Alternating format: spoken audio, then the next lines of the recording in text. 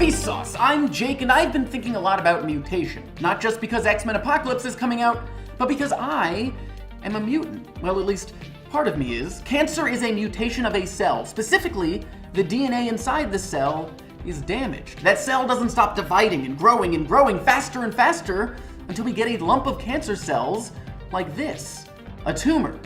My tumor. Unfortunately, it didn't lead to me having any enhanced special abilities like mutations do in the world of X-Men. But that didn't stop me from trying. I had to go to 8 weeks of radiation therapy. And if I've learned anything from comics, is that exposure to radiation should have at least given me some sort of physically mutated powers.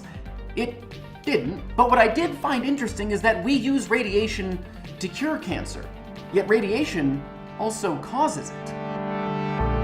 Non-ionizing radiation like infrared, microwave, or radio waves don't cause tissue damage, but ionizing radiation, gamma rays, X-rays, and ultraviolet light can, and when it does, it damages DNA. Sometimes that damage is repaired and nothing changes. Other times the damage is not repaired and the damaged cell dies.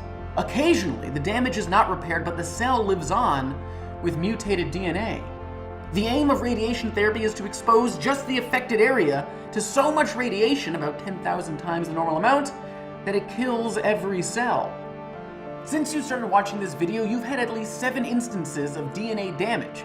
By the end of the day, you'll have had over 10,000. The good news is that your cells usually fix it, if the cell just doesn't die first. But mutations happen all the time. A human has an average of 60 at birth, and a lot of them developed over centuries. For example, originally we all had brown eyes. 6,000 to 10,000 years ago, a genetic mutation caused one person to have blue eyes. And they're the one common ancestor for everyone with blue eyes today. The truth is, we are all mutants. However, some are more mutant than others.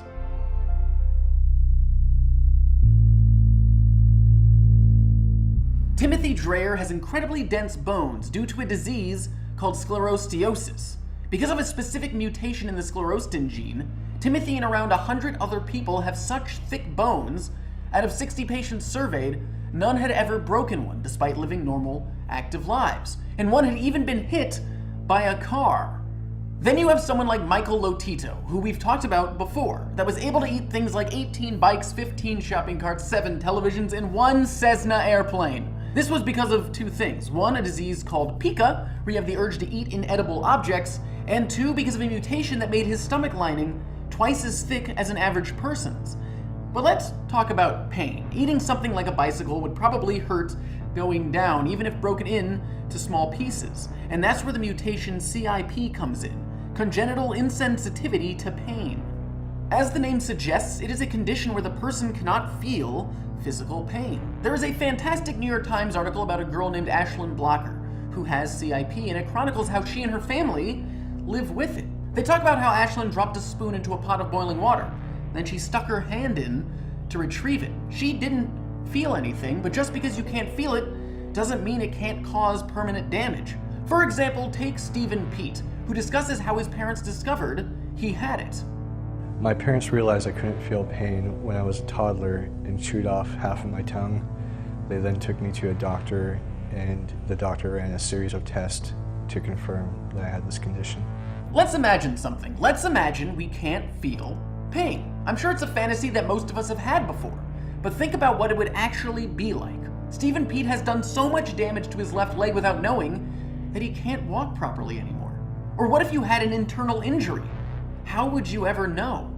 Timothy Dreyer might never break a bone because of sclerosteosis, but the increased pressure on his skull could cause instantaneous death. And there are plenty of other mutations that on the surface might seem like a superpower. Like having incredible height, similar to the almost 9-foot tall Robert Wadlow, or the mutation that causes Ehlers-Danlos syndrome, which gives your skin hyperelasticity. But all of these come with a trade-off. In Robert Wadlow's case, his circulatory system couldn't sustain his ever-increasing height, and he died when he was 22. But there is some good that comes from these mutations. By looking at the genetics of people with sclerosteosis, doctors are trying to create a drug that increases bone growth to help patients that have osteoporosis, where their bones become brittle and fragile. And with CIP, researchers are trying to figure out a way to use this mutation as a painkiller. I think Stephen Pete says it best. The fact that this specific genetic mutation could be used to help people who are in extreme cases of pain is quite exciting. And we tend to say that someone is a superhero or that someone is special because they can run faster, jump higher, or swim longer than an average person. But then you have people like Stephen Pete or Timothy Dreyer, or the people I saw every day at the cancer center who have such incredible strength. The fact that they continue to push and continue to live even with such immense odds. The fact that they hope that what they face, what they live with, might help others is incredible. It is super. To take the analogy one step further, these people with the help of doctors are using their superpower to help defeat villains like osteoporosis or chronic pain. In pop culture, we call mutants superheroes, and I think in real life, these people are no different. And as always, thanks for watching.